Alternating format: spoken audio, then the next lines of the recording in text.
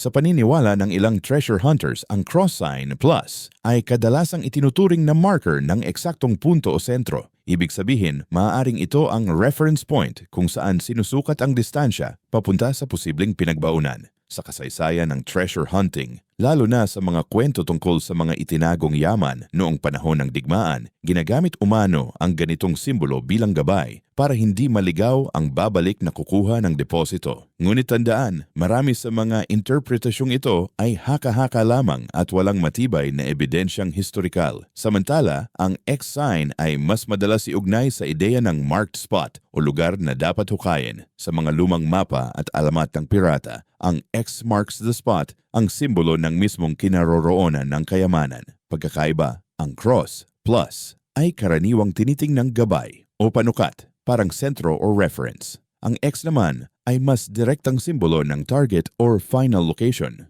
Gayunman, mahalagang tandaan na ang mga marka sa bato ay maaari ring natural na bitak o gawa lamang ng erosyon, kaya hindi automatikong nangangahulugan ng nakatagong yaman.